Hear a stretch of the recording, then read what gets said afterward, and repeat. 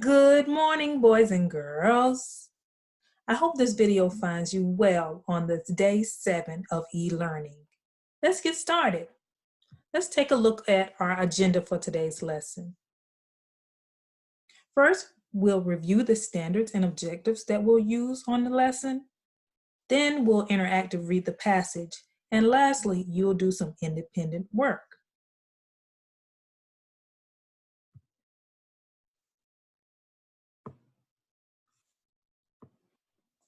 You'll need to pull out your e-learning packet and turn it to day 7. The standards we're discussing today are Standard R.L 5.1, ask and answer literal and inferential questions to determine meaning. Refer explicitly to the text to support inferences and conclusions. Let's dive deeper into what that says. Ask and answer literal and inferential questions to determine meaning. What does literal mean? Take a moment and discuss it with someone in your room.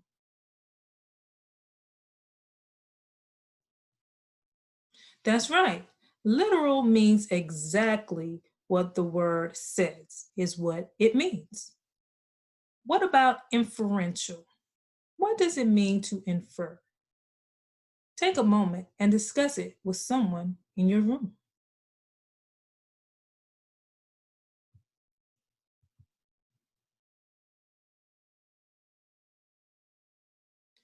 That's right.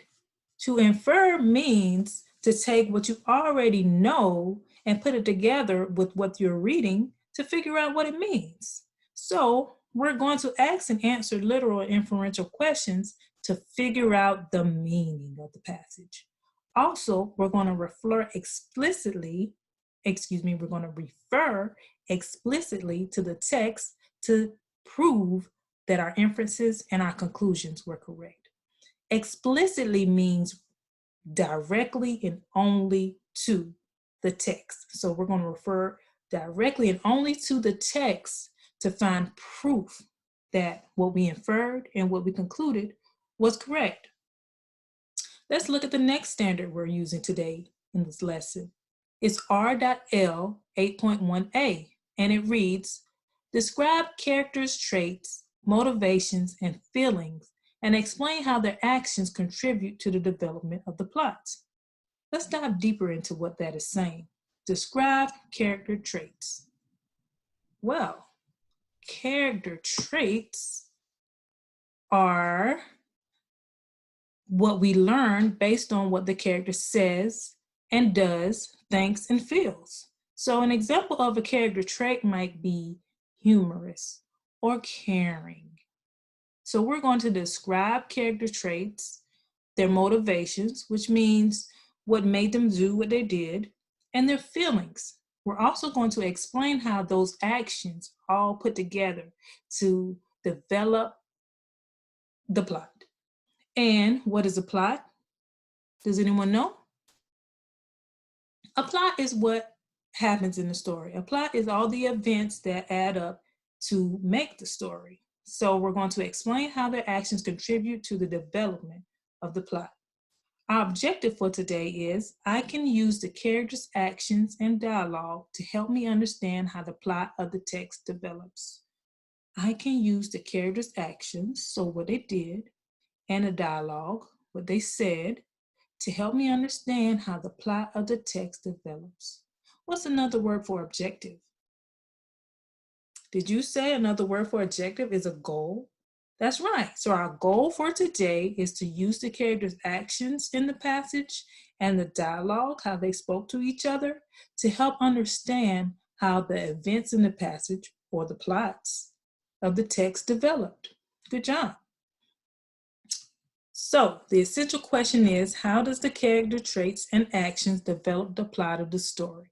If you're able to answer this question, then you're able to put a big check mark right beside our objective.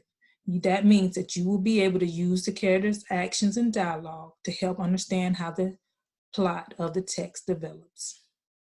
So let's jump right into our reading. The directions say read the passage and use the visualized strategy to help form pictures in your mind. That means as we read the story, you need to form a picture in your mind about what's happening and what's going on. Form a picture about what the characters look like. Are we ready? Let's begin. The name of the passage is River Rescue. Already I'm thinking, I know that rescue means to help someone in need. So I'm wondering if this passage is about someone who needed help. And if they're in a river, I wonder if they needed help because they couldn't because they couldn't swim.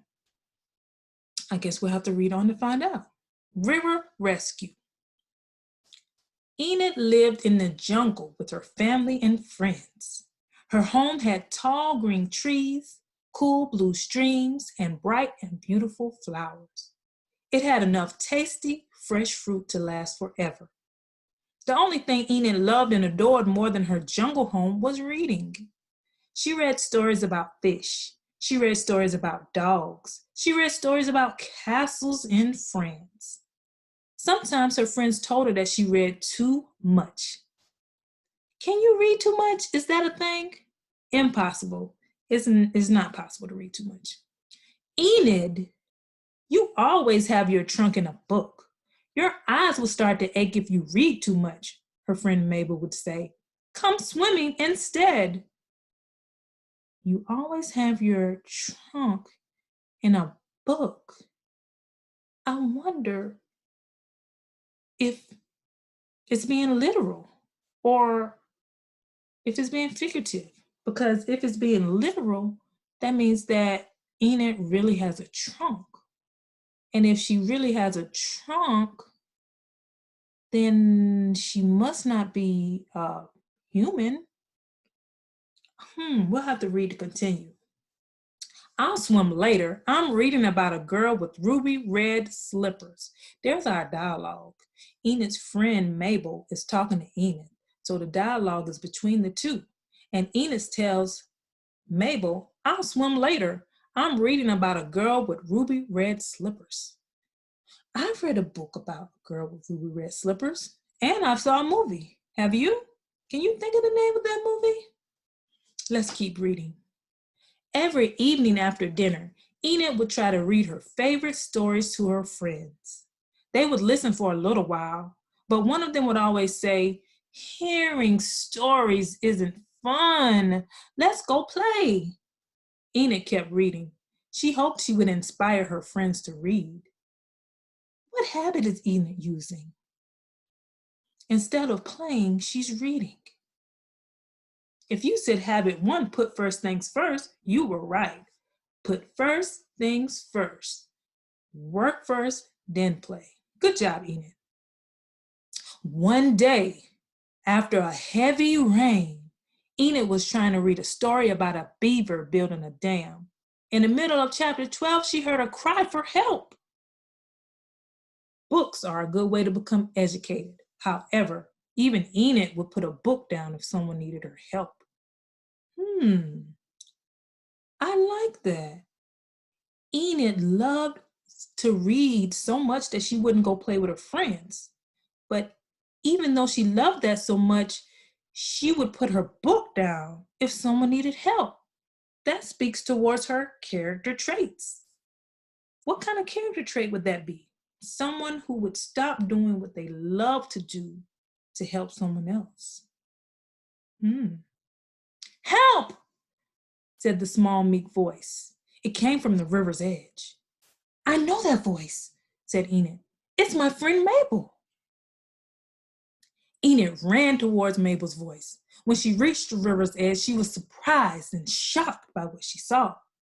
The usually calm, flat, clear water was now dark and swirling with splashing white waves. On the other shore, on the opposite side of the river, was tiny Mabel. Enid, what can we do? Asked her friend Harold. We were about to play in the river like we always do.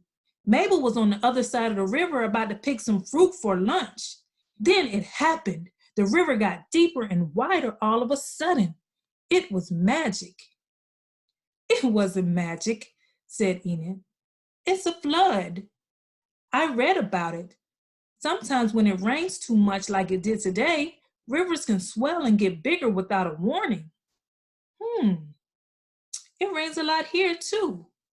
I wonder if there's a river around here somewhere that is getting bigger because of all the rain. What can we do to help Mabel? Asked Harold. Did you also read about something to help when rivers get too big? Enid thought about her book about the beaver's dam. Yes, we can build a dam. A dam is like a wall in the river. It slows down the water. When it slows down, Mabel can cross back to us safely. How do we make a dam? Asked Harold. Like this, said Enid. She rolled round gray stones towards the river, slowly building a wall in the water. Her friends began helping her, assisting Enid in building the dam. Soon, it was complete and the water slowed. Mabel was able to cross back. After that day, Enid's friends were satisfied to read books with her and listen to her stories. Okay, boys and girls, so let's look back at our agenda. We reviewed our standards and objectives, and we just interactively read. So now it's time for your independent work.